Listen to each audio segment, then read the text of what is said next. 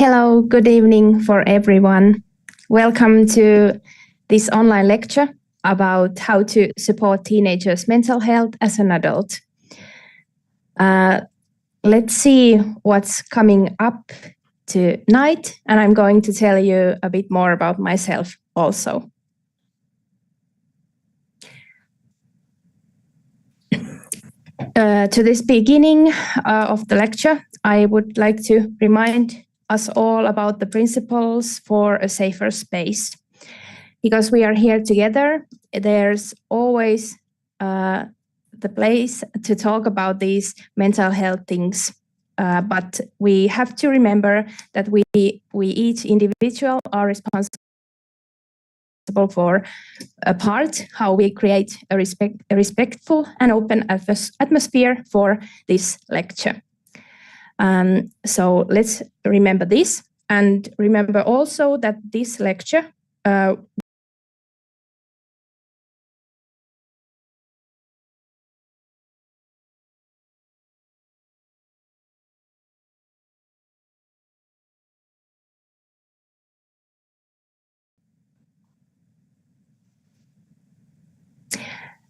we have these kind of topics tonight. So at first, we are trying to figure out what does it mean when we are talking about mental health and mental welfare at a young age. And then there's some thoughts about the fact that how can we as adults support our teenagers. If you can think about your role as an teacher or as a parent or as another safe adult for a teenager. And then we also talk a bit more about those situations when you get more worried about a teenager, what to do then and how to raise your concerns with the teenager. At the end of this lecture, there's also some tips and links where to go and search some more information.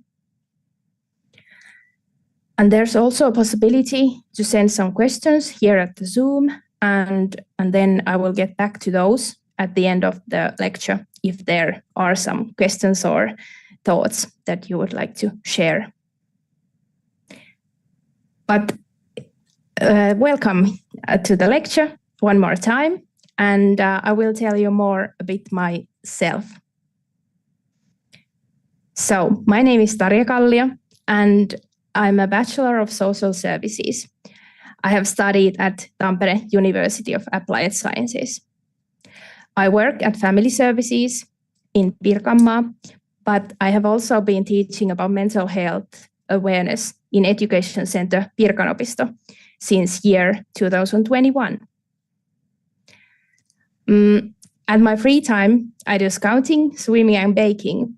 And scouting is the most important reason why I'm thinking about teenagers and how are they doing, and what kind of mental health situations, problems, but also strengths are there when we are dealing with teenagers.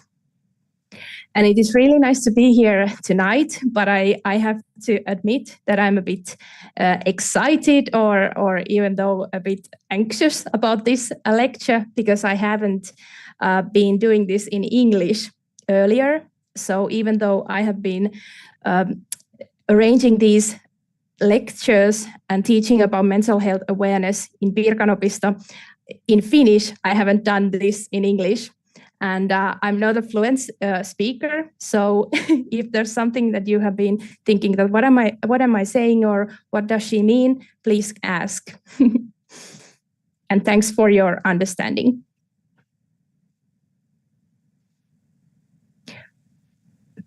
Okay, but let's get to the bottom of this topic. So, what do you think when you think about mental health at a young age? What comes first in your mind when you think about, a teenager and a mental health things? What are the things that comes up to your mind? You can think about those for a while. But then we can try to figure out together what are the things that could be like the basis for mental health and mental health awareness.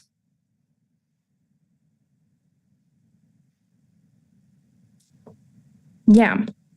So mental health or mental well-being at young age can be described in this way that World Health Organization has defined.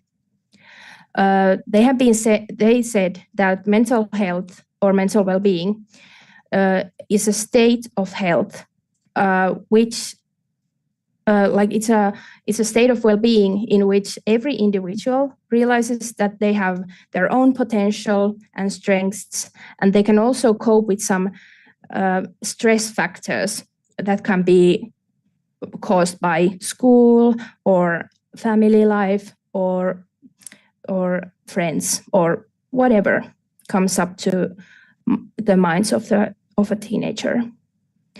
But it also this definition also includes the fact that how you think about working productively and how you can be a part of your own community. And that community can be your family, your group of friends, or like what kind of group is there in your school when you think about a teenager?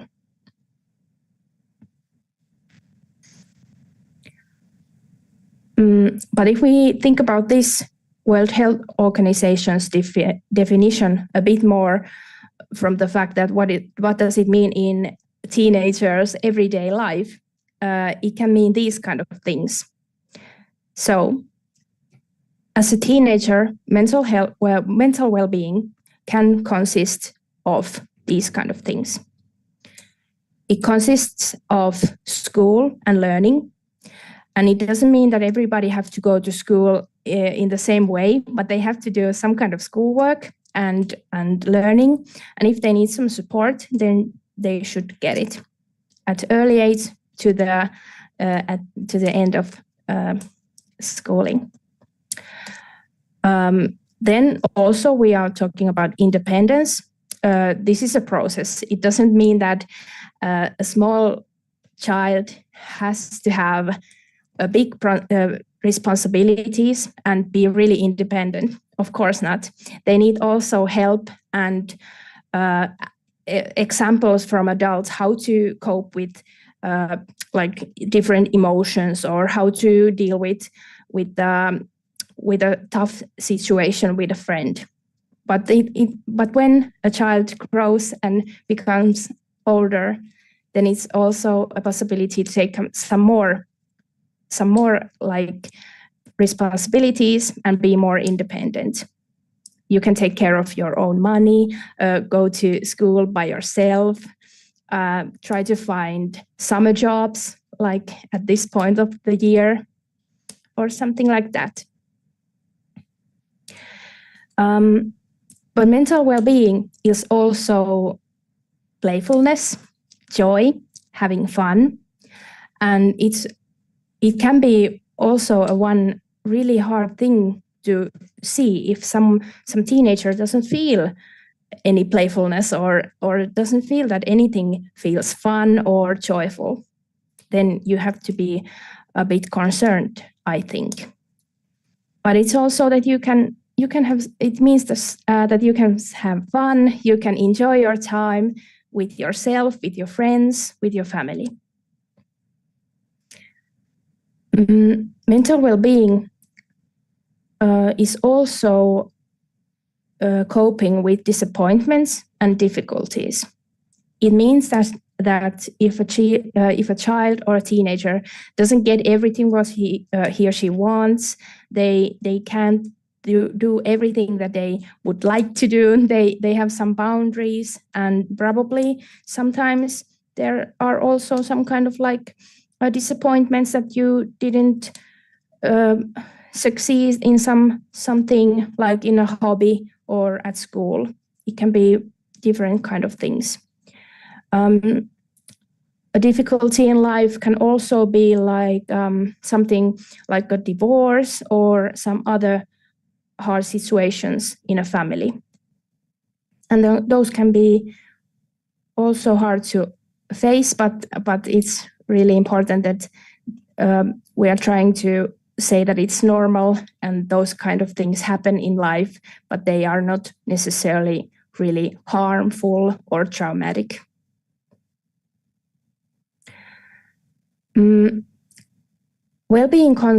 Mental well-being consists also about the fact that how are you being part of a group. It can mean like how the teenager is a part of family, how are the things going with the parent, are there some siblings that you are living with, or some other groups, especially friends and hobbies, which are there at the bottom. But it's really important to recognize that these kind of things are all together about when we are thinking about the definition for mental well-being at a young age. But these things are also really everyday life, kind of.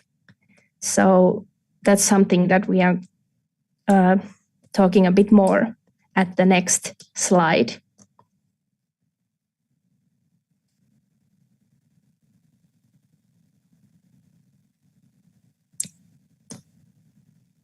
Yeah, so here you can see a hand of mental health.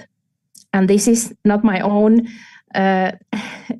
thing. This is from Mieli ry, Mental Health Finland. And you can find it if you Google hand of mental health.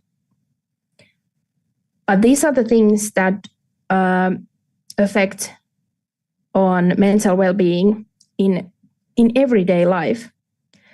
These are choices that we can make, but we also have to learn and show example for the children, because they don't know how to sleep and rest by their own. They need us when they are smaller, but also at teenage, because you have to have enough sleeping and resting so you can grow and develop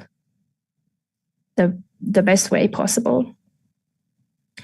But then there's also this other really important thing about food and eating habits.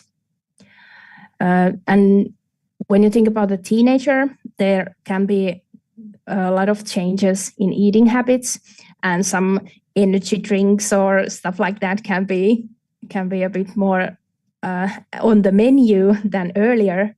But it's important to think about like, what did you eat? When did you eat last time? Have you have the teenager eaten at school? Did you enjoy it, or was it not that good? What do you think? Those are the things that we should ask and try to get some answers also, because sometimes they just can say that, I don't know, I don't remember. But it's important to ask and talk about these everyday choices and everyday life things that affect our whole well-being, but also mental well-being. Then there are relationships and emotions. It's like, who are you talking to? Is there some safe adult that can be trusted? If a teenager feels that there are there's no one who can understand me, who has time for me, I have no friends or anything like that, those can be really harmful things to a teenager. And those emotions, it's also a good thing to remember that it would be nice if someone would ask you on a daily basis that, how are you doing? How has it been? What has been a nice thing today? What was difficult, or did you get any help? Did you share your feelings with anyone, or those kind of questions? You can think about yourself first and then try to think, how would it feel to a young person if you ask those questions and try to show that you are important to me, and I want to help you to also talk more about your relationships and emotions. Yeah, so the next finger of our hand of a mental health is exercise and mindfulness. Those things are also important to see from the point of view that what is enough exercising or movement to a teenager. You can think about this through questions like, how did you move during the day?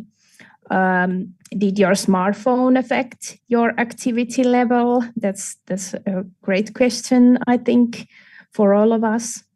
And you can also try to think that, how was your body today feeling overall? Did you have a sore throat, or if you have had a bit of a headache, did it get worse or better? What did help you to get it better, or something like that?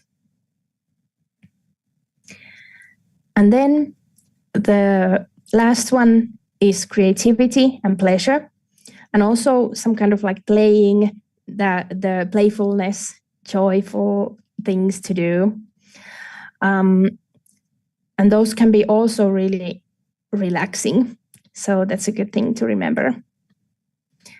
But you can try to think this from point that you can ask questions from you and also from a child or a teenager, like,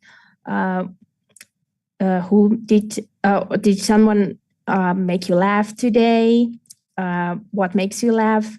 How did you how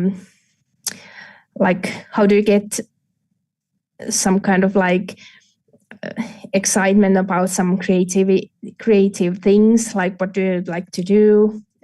Is there something like music, drawing, being in the nature, whatever? These are like these questions that I'm telling. These are, for example, there can be many other things too, but these are like five really everyday life things that affect on mental well-being. And then if you take a look at the hand of mental health from the center of the hand, you can see daily rhythm. And it comes in a really, it's in a really big role when you think about a teenager's everyday life. Because there can be studies, there's homework, chores. Maybe they need some me time because there has been so much other people at school or at hobbies. But there can also be some media. So smartphones and YouTube videos or TikToks, whatever. And those are the things that we as adults has to be, we have to be in charge of those. Children or youngsters don't have to be in charge of those. We have to make sure that these things are enough on their places, that they get enough sleep and food and time with themselves, but also with friends, and do those things that makes them happy. Have enough exercising or hobbies or creative things to do. But of course, it needs some planning together, and also talking about these things, that how are things going, and is there something that needs to be is there something that you would like to be changed? Is there, like, sometimes it can be like about relationships with friends, because some teenagers have some difficulties with friends when they are in a hard age, but then they need some help from us adults, that how to cope with hard situations and how to get things a bit better. And also, nothing is perfect, so that's not a thing that you should aim to, that all of these things has to be perfect. Like, there's nothing that you are worried about, or I always sleep at my best, or I have these kind of exercise things that I do, because those can be also things that make some pressure to a teenager, and that's also a bit concerning if they take too much pressure about school or hobbies or having time with friends. But this hand of mental health is one way to take, try to take things,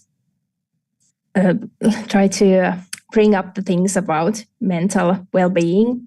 And you can also try to draw this for yourself with a pen on your paper. So you can check how have you been like this week or something, and then try it with a youngster also.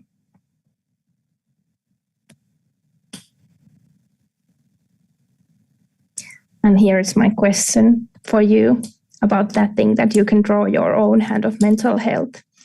What does your hand of mental health tell you? And you can think about this week or yesterday and today, or even this month if you want. But then you can find things that you are seeing that these are important to me, or this is a thing that I have to be a bit more, like I have to do a bit more of this, I have to eat better, or take some me time more if there's something really like stressful going on.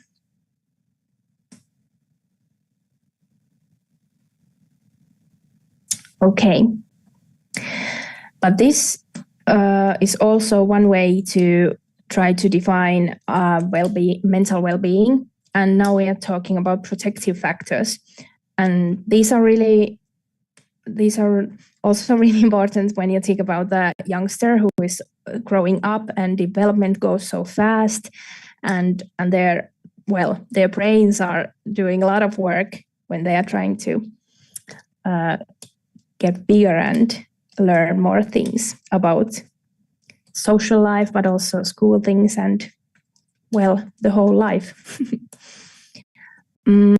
But yeah, protective factors can be divided in internal and external factors. And let's get first to the internal protective factors. And here are some of them. There can be a lot more also, but these are, I think these are those protective factors that I'm familiar to, and I think that maybe many of us can also find these familiar.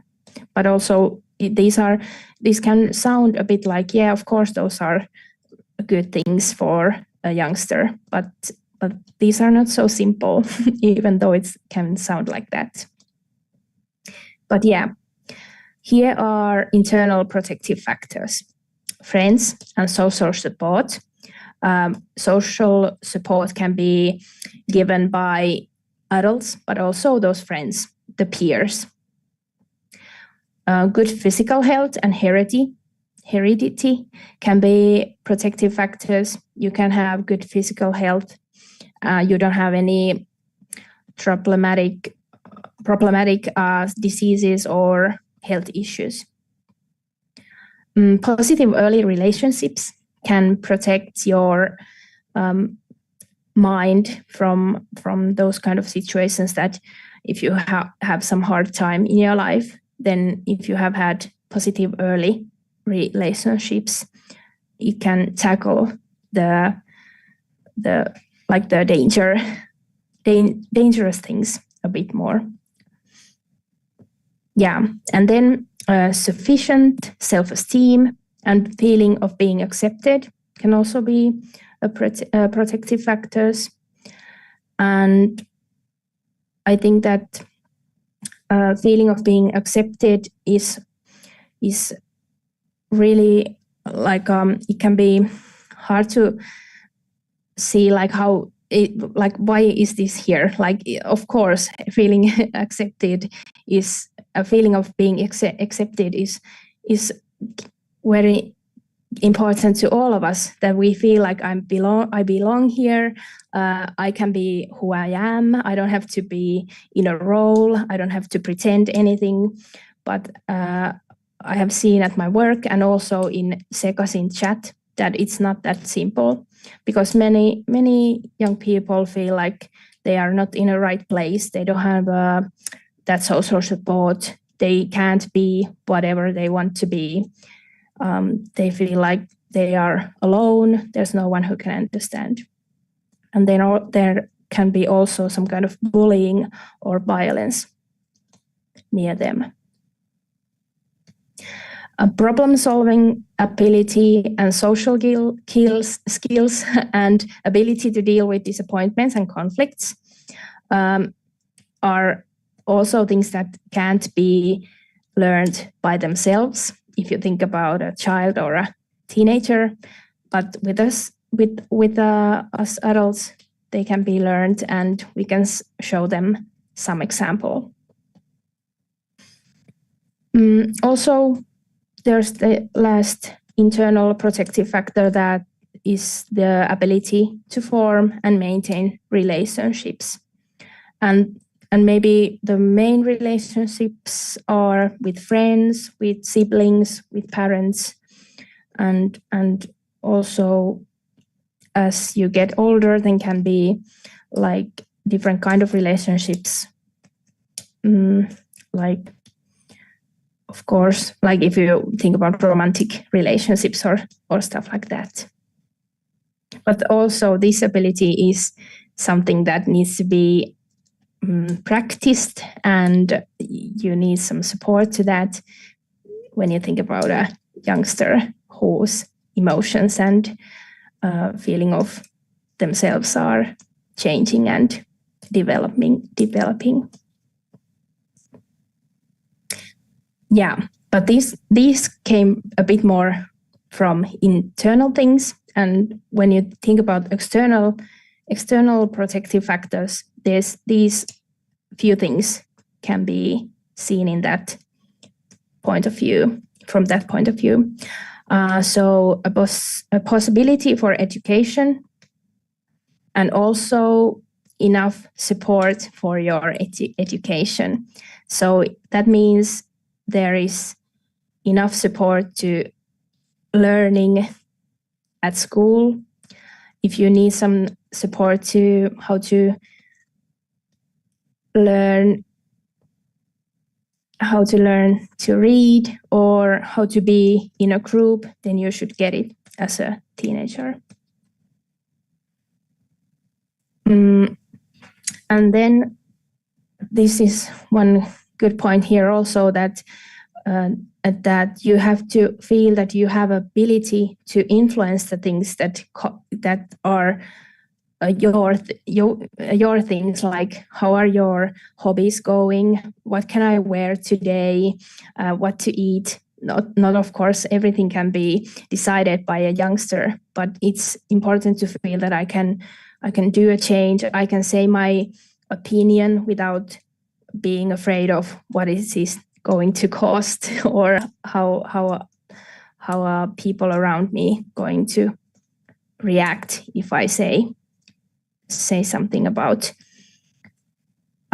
my opinions, if they are different from others.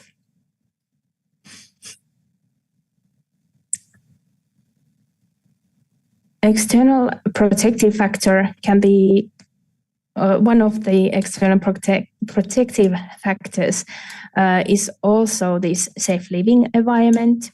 It means also safe school environment, and also a safe hobby environment. Wherever you go, there should be enough safety for our youngsters.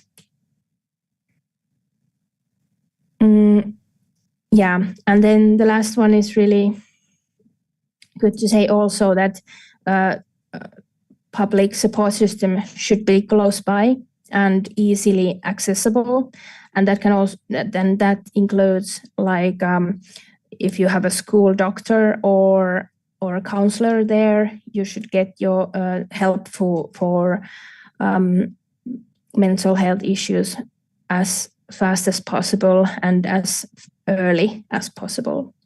So that means that's the main point here when you think about public support system.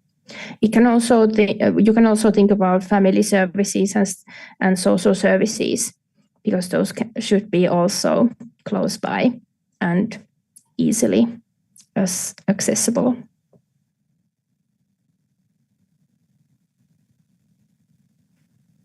Yeah.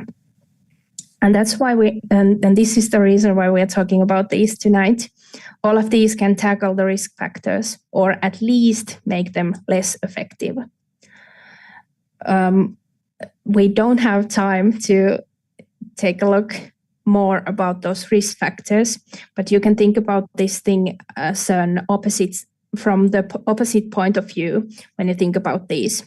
If you don't have support from your parents, you don't have a safe living environment, or you don't get the example from adults near you as a child or as a teenager, how to talk about your emotions, how to ask for help, or how to be part of a group, then those can be a bit risky things in youngsters and children's life.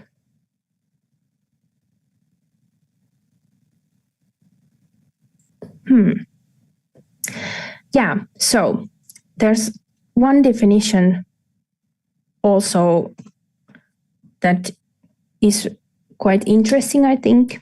This is about self-determination theory that is from these Deci and Ryan's theory. It's their theory, and it means that there are 3 psychological needs that make the basis for well-being, for overall well-being. And here are the things that, if we think about that, what does that mean in a teenager's life and mind, then you can think about these kind of things. And now when you think about how to support as an adult our teenagers, it doesn't mean you have to take care of all of these by yourself, of course not. But these are 3 psychological needs that are important to check, that are these in a good position in a teenager's life. So first, there's competence. It means that a teenager feels that I'm allowed to try, I can learn, I'm learning new things. And it's a bit like that girl who was putting her toe into the lake or to the river, that she's allowed to try and try to feel how is that, and allowed to feel how is it feeling the water, and probably she's learning also how to walk by herself, but also be really careful near water. Autonomy is the next one here. So it means that when you think about a teenager's life and mind, it means that I have options, I can choose, my opinions matter. I can say what comes up to my mind. I don't have to be scared about how adults are taking it. What are they answering? No one is going to like. It can be a thought that no one is going to be mad, even though I'm not thinking the same way as others or something like that. But it also means that you don't have unlimited options, or you can choose whatever, or you can do whatever you want to do. It doesn't mean that, but but it means that a teenager has enough ways to affect on their own life. And then the last one is relatedness. So that is feeling and thoughts about the fact that how am I doing here? Where am I? What is my role? It means that teenager feels that I am a part of some group in like a family, school, or school class, or a hobby group, some kind of team. But this relatedness also means that teenager feels that I have been taken care of. I feel heard, seen, and understood. I don't have to be alone. There's someone to help me. I can ask for help. And if I can't do something, I don't have to try to survive alone.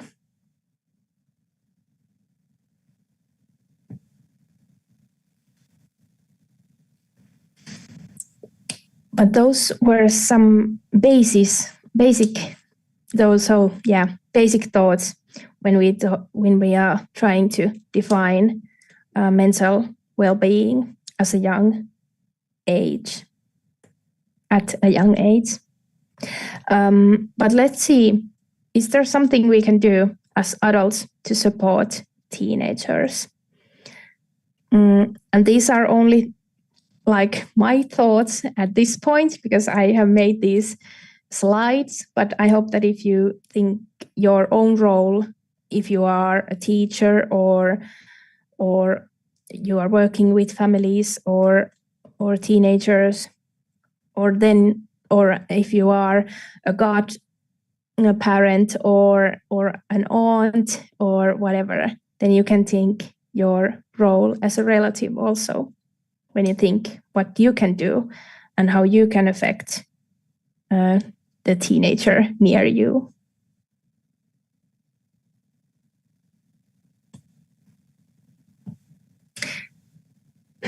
But now I have this kind of thinking thing for you.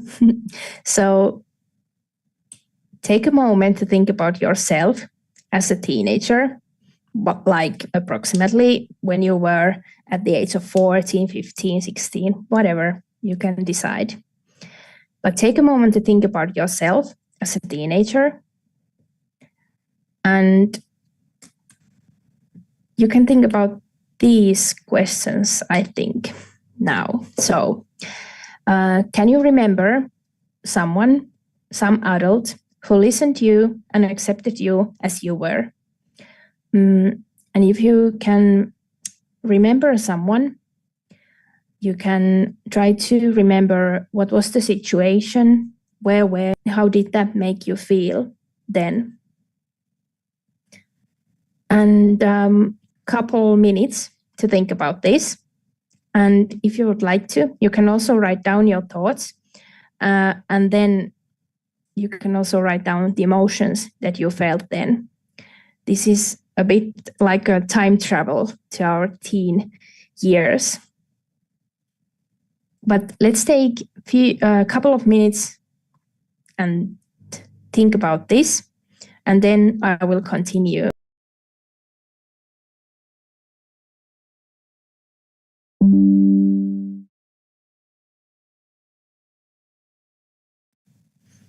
All right, now we have time traveled when we were like 14, 15 or something like that. If you need to shake it off a bit, your shoulders or whatever, if you felt something from those teen years, you can do it. You can shake it off now. Thanks for time traveling. But this is a good way to continue our lecture to these thoughts. So, what can we do if we would like to be supportive adults? I have this one thought that I heard well, I don't remember the lecture I was on, but there was this kind of thought that there's a parliament or in teenagers' mind. So there are many different groups that are trying to say things out loud. Probably the loudest one in the parliament is some group that wants you to have time with friends, do something exciting, not to care too much about school or whatever. That group can also be a whole different kind of, but this is one example. And probably in that parliament, there is a tiny group that is trying to say that you are enough. You don't have to play a role with your friends. You don't have to do anything like to make someone more interested about you if you don't want to do something. And also that tiny group who don't necessarily have that loud voice as the other group is trying to say that you are just growing, developing, learning new things. Take your time, you will get there. There's no need to rush.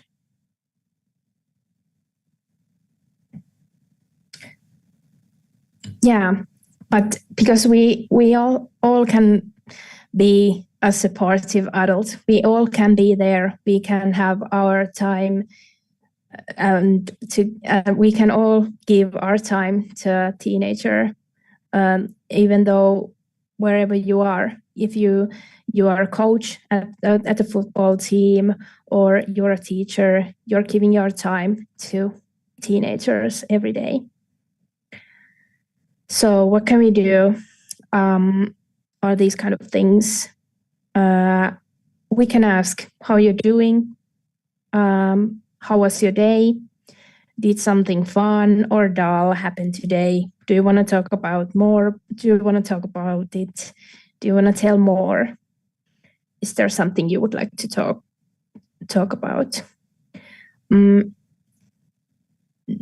Well, if you ask these questions, those can be a bit intimidating at first to ask, but also to answer. But at some point, it can be easier to answer for a teenager if someone has asked from their opinions about their feelings, how was their day? Because if anyone doesn't ask, if nobody is there to ask and offering that possibility to tell, how am I doing? It can be really hard to start telling, like, what are my needs? How did my day go? This was a dull thing that happened to me today. And that means that as a supportive adult, we can be interested, we can ask and listen, and we can be available. Sometimes there are no words to say, but sometimes just being there, doing something together. It can be playing a board game or going for a walk. Probably at some hobbies you can do something together with teenagers. So just be there, be available.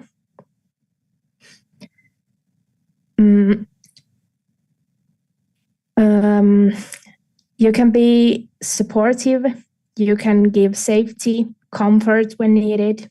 You can cheer, you can be a cheerleader to a teenager who has a parliament in their heads. You can encourage them to do things that they are afraid of. You can be there a bit like in that picture. You can take them to be near you. You can support. And also walk by them. Walk with them if there are some difficult times together and go through it. You don't have to know how the things are going. Of course, we are also talking today about professional help, but everyday life is still really important when you think about mental well-being and how to cope with the difficulties in life. And that means also the hand of mental well-being, those points that were there. But I think if you are as a teacher or as a coach in a football team, or you work with teenagers, or you are a parent or a relative to them, you also have to take care of yourself and get to know your own feelings and thoughts about teenage, about mental health, about what's on social media, for example, in today's in today, what's top and what's not, and also ask for help, because if you can't if you are not taking care of yourself, then you can't be supportive or safe or cheering for anyone else either. And I think that it's really important to think also from the point of view that you can set an example.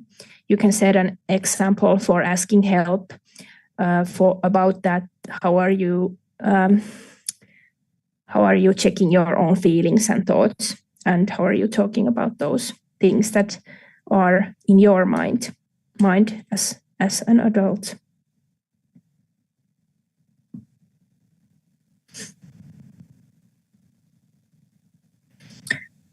Yeah, but if you are doing these things and you are hanging out with teenagers, you are seeing them weekly basis or at home or at school, then what to do if you get worried about something that is happening in in teenager's life? So let's check this out. I took these thoughts from meantal.com, and I'm sorry to tell you, but this was in Finnish, but there are also English sites at meantal.com that you can check, but not everything is there in English. But I think that's a really good website to check on. Yeah, but if you get worried, what do you think? When to stop and think really what's going on? These are a bit like red flags, warning signs about how the teenager is acting, how are they doing at school or some other place, what kind of observations you have made, for example, from those points of views.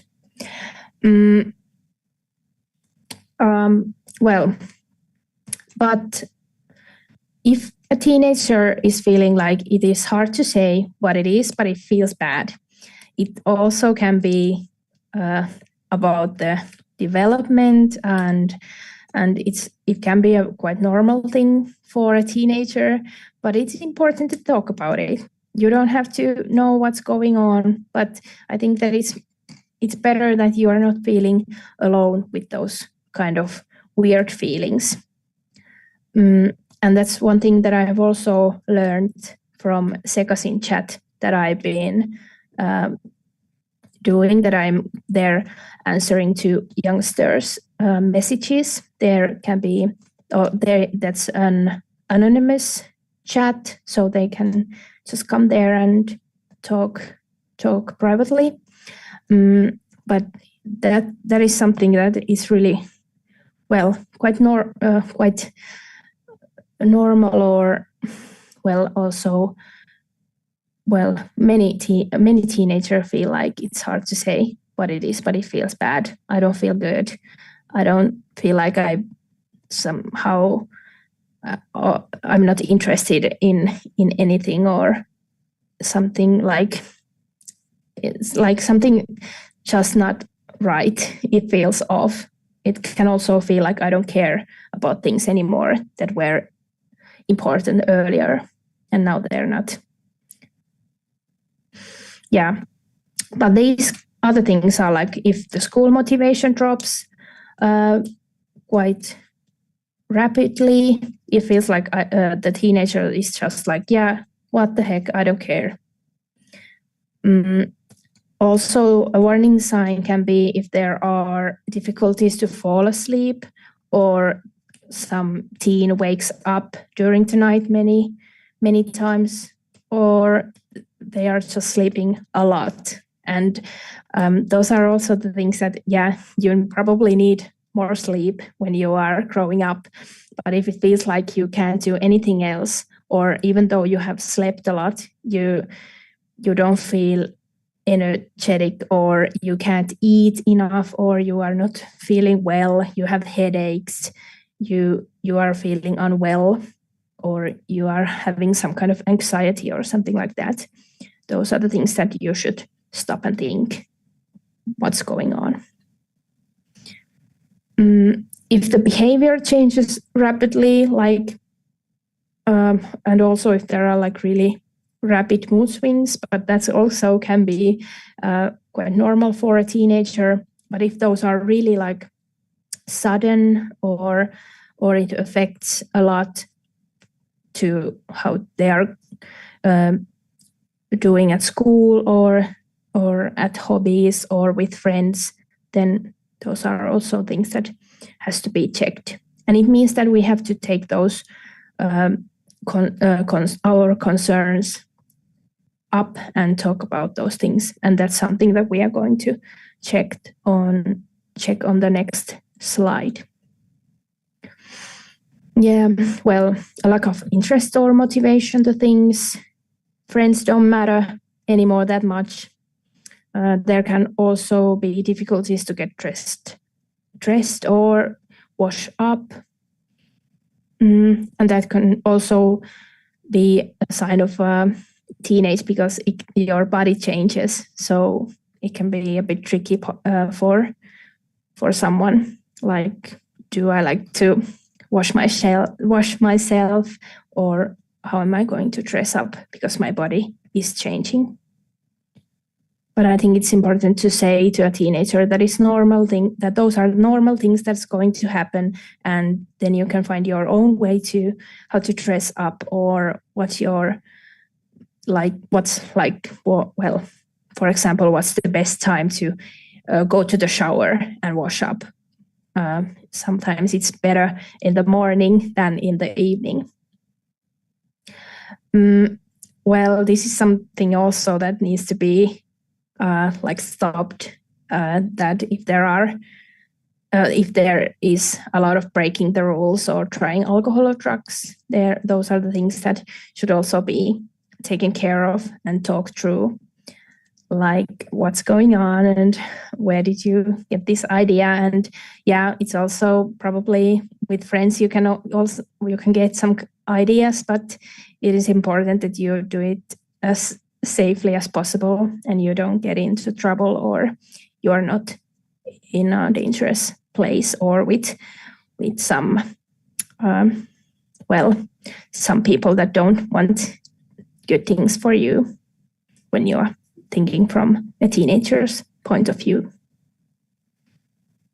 And then this is a really a warning sign, I think, if some teenager is talking that they are worthless. I'm nothing. It doesn't matter if I'm dead or alive. I don't have any dreams. Those can be signs of some kind of depression, or sign that they have been feeling unwell for a bit longer. Or there can also be some kind of bullying or some other harmful near them. So those are things that needs also to be raised, also need to be talked through. And it doesn't matter that you as a parent or relative or a teacher has to know everything about this and talk everything through. But if you hear something and you have been like checking the thing for a while and it doesn't get better, it just gets worse, then it should be, or it could be a good idea to ask from a teenager how are the things going and what does their parent think, and also ask for professional help at that point. But before we go to that far, we have to think first.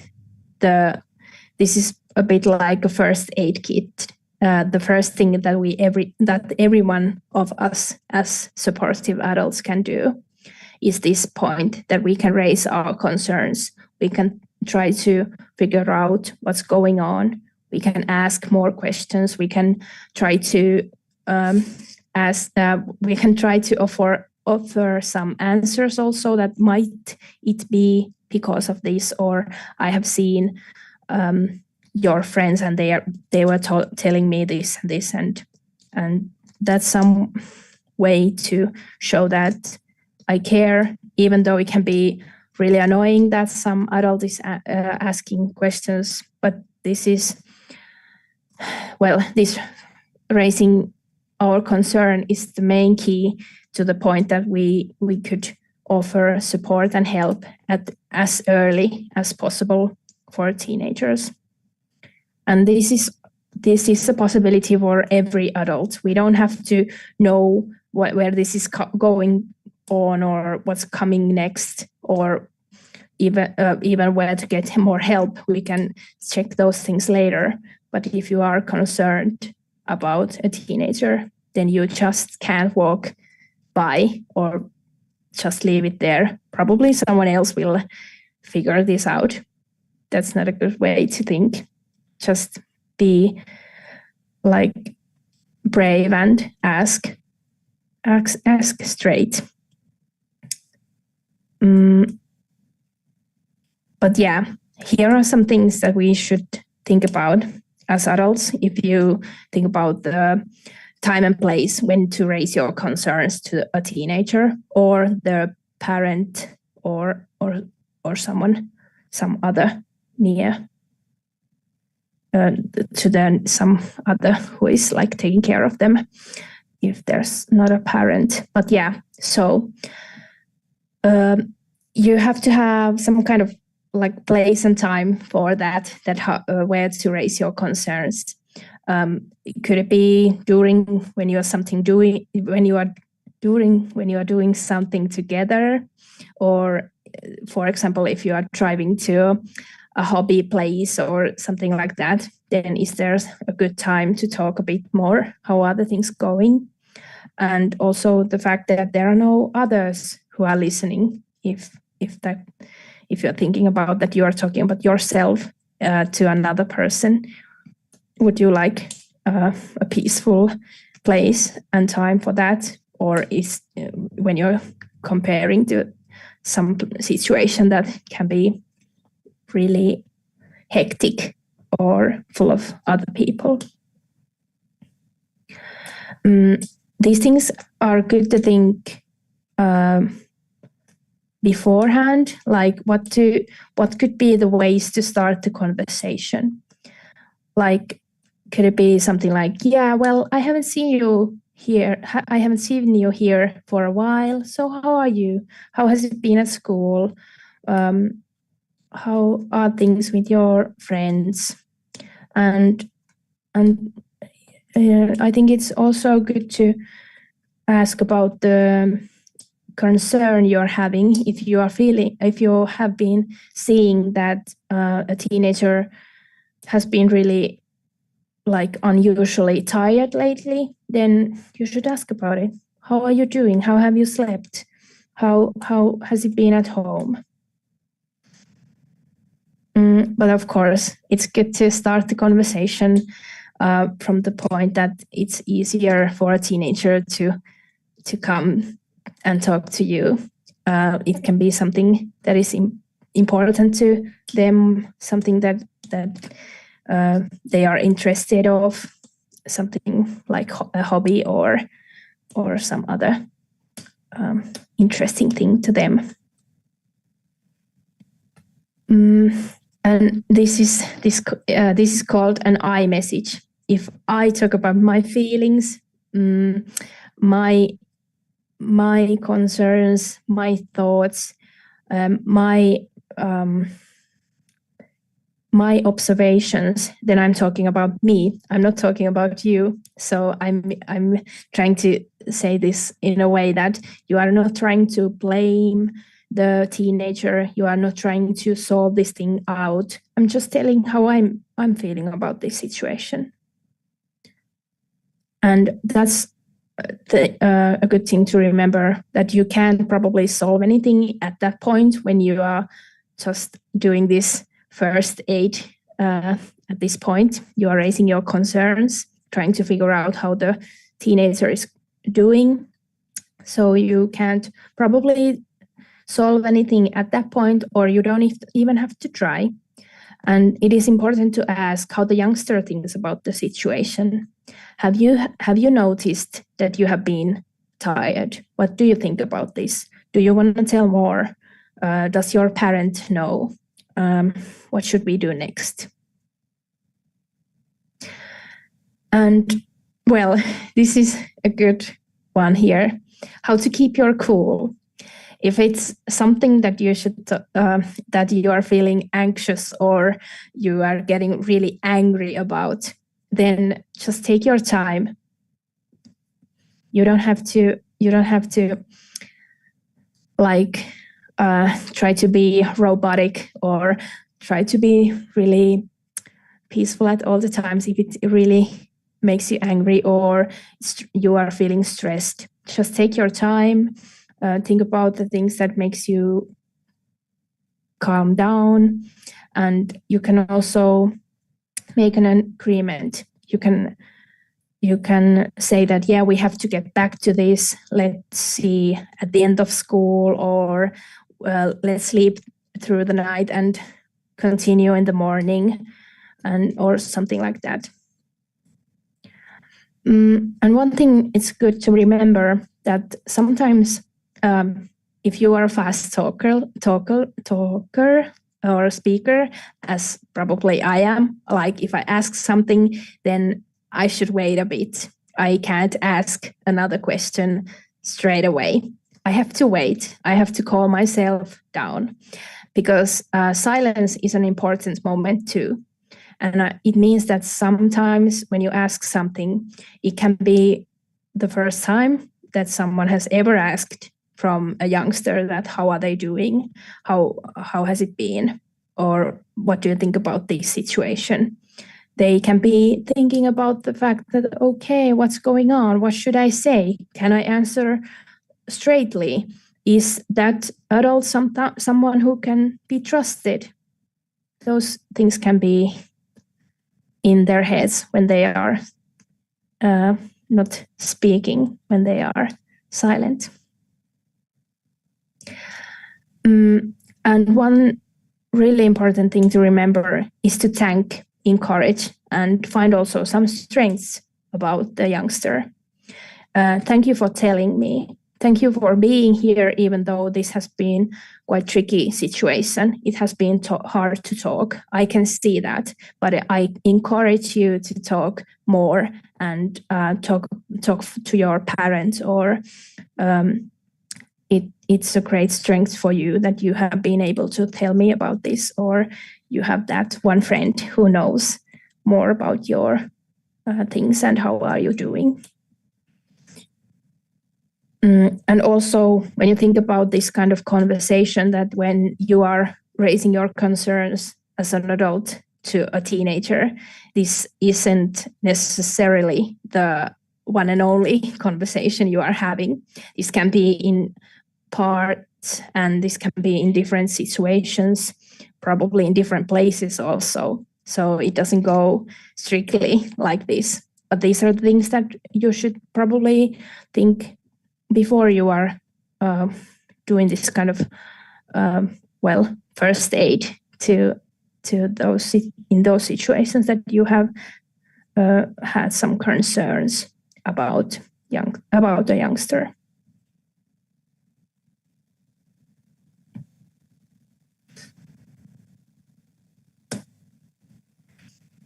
Yeah, well, if being a support, if this is the this is that some at some points that's not enough that there are supportive adults at home or as relatives or something like that. Those are really important, of course. Parents, grandparents, godparents, neighbors, and friends and relatives. But sometimes you can sometimes you need some more help, and that's a good thing to recognize those different places that where can be contacted or where you can ask could somebody help this youngster if there are some more concerns about mental well-being. So if you think about the basic everyday life, there should be some kind of school, that there are teachers, school nurses, psychologists, doctors, and also probably a school social worker who could be helpful in different situations. There can also be some youth workers at school, but also in free time. And in free time, there also can be some coaches, like football coaches or whatever, or some other adults who are like arranging some free time activities to youngsters. And those adults can be really important to a youngster if they are supportive and cheering and encouraging them. And also you can't just think about one teenager, because they are probably living in some kind of group, some kind of family or other kind of group. So this is one example from Pirkanmaa, because we are now at Pirkan opisto. There can be some kind of family counseling or social work, and it's important to check your own well-being services from the county or city. And there can be also different kind of associations that can be helpful. For example, that Mieli ry that I said earlier, who has places here in Finland. These are also only examples. You can check more from your point of view, from your role, how you are now listening to this lecture. From what role are you listening and thinking these things?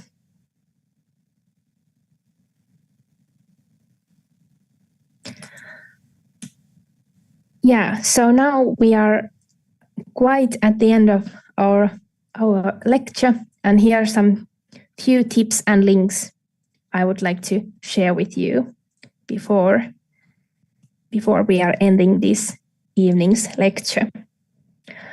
But yeah, here is one thought that I like to give you at this point. Because if you think about mental well-being or mental health issues or whatever, probably sometimes you can be feeling a bit overwhelmed. You don't know what to do. There's nothing that can be fixed or well, yeah. Sometimes you just kind of can be feeling like there's no hope. But that's a good place to stop and think, like, how am I doing, and should I need some help as a supportive adult also? But yeah, what do you think? How do we see a teenager? Here are some examples. Do we see that teenagers are a patient with mental health issues, or really just a self-centered teenager? A child that is a problem case with unacceptable behavior? That a teenager is a problem that needs to be solved? Or just really an oversensitive and anxious person? Yeah, but if you try to fix these thoughts a bit, could we see teenager as a young person who has the symptoms of depression? The whole person is not like, that's not the whole definition. That's not just a patient who has to be cured. Can we think about a teenager in that way, that they are teens who are going through a lot of changes at this point of their lives? Well, when you think about that problem case thing, could we see it as a child, or could we see that child as a child who needs help and support for emotional regulation? Example from adult, support from adults. Do we see teenagers as teenagers who wants to be seen and heard? Or can that oversensitive person just be a person who gets really nervous and anxious in new situations and needs support for those things and those situations, that they can go through those difficult emotions and probably be more like, well, be brave and do things that they haven't probably thought earlier that they could be doing, but with the support of others, it can be possible.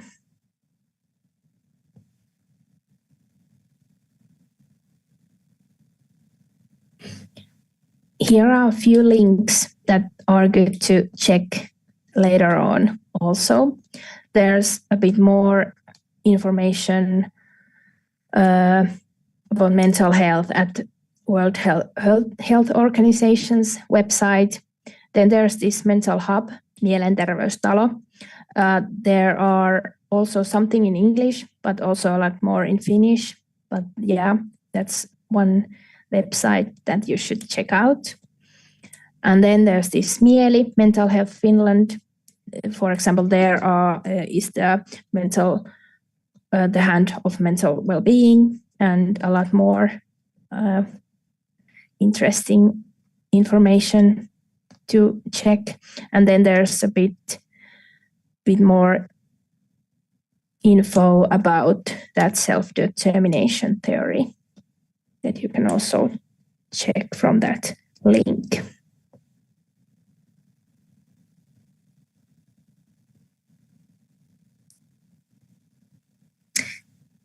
Yeah, but now I think that we have come to the end of this lecture, and I would like to thank you for listening. And if you are checking this later on from YouTube, from Pirkan Opisto YouTube channel, then it is nice that you have found this lecture here. And now I don't see any questions here at the Zoom, so that's probably it. And I would like to say thank you one more time, and I hope this gave you some thoughts that you can carry with you when you are meeting, when you are seeing when you are seeing teenagers from your role, or wherever you are, as a parent, as a relative, as a friend, as a supportive adult. Yeah, so thank you very much. And now our lecture has ended.